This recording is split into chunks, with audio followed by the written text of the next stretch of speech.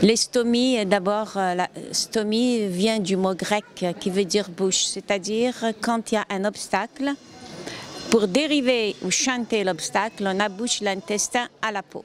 Il peut s'agir de l'intestin grêle comme il peut s'agir de côlon. C'est un handicap caché. Pourquoi ils sont dans la journée d'handicapés? La fonction d'exonération est atteinte. Donc là, on met une stomie, mais le malade, le plus souvent, il faut bien le préparer. D'abord, psychologiquement, on vit mal cette atteinte à son intégrité corporelle. Il faut aussi localement bien la faire. Il faut faire un traçage avant, un traçage le malade debout, un traçage le malade couché et le malade assis pour la mettre au bon emplacement, éviter les reliefs osseux. Parce que s'il y a des reliefs osseux, si elle est mal placée, il y aura des fuites, ça va irriter la peau et la poche ne tiendra pas. Ce qui fait le malade va avoir des complications insupportables, pour ne citer que celle-là.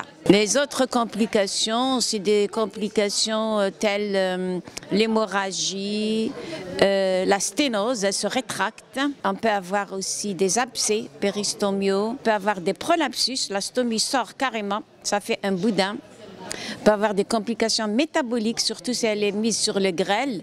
Il y a des fuites parce que vous avez 2 litres pratiquement de liquide par jour. Et ça a des conséquences métaboliques. Un manque terrible de stomathérapeutes. Nous, on envoie des infirmiers se former. C'est très important d'accompagner le malade, de lui expliquer ce que c'est une stomie, de faire une consultation des stomisés pour qu'ils parlent entre eux. Ils ne vivent pas leur deuil tout seuls. Avant, quand il n'y avait pas les poches de colostomie disponibles, ils avaient des sacs de lait. Quand je commençais le résidanat, c'était horrible. Ils mettaient des sacs de lait qu'ils attrapaient avec une ceinture. Maintenant, elles sont disponibles, les poches, elles sont remboursées par la sécurité sociale. Sur le plan de disponibilité, c'est bon, il n'y a pas de problème. Vous vous rendez compte, s'il y a une pénurie de poches, c'est une catastrophe. Seulement, évolution sur le plan matériel. Moi, je parle évolution sur le plan médical, local.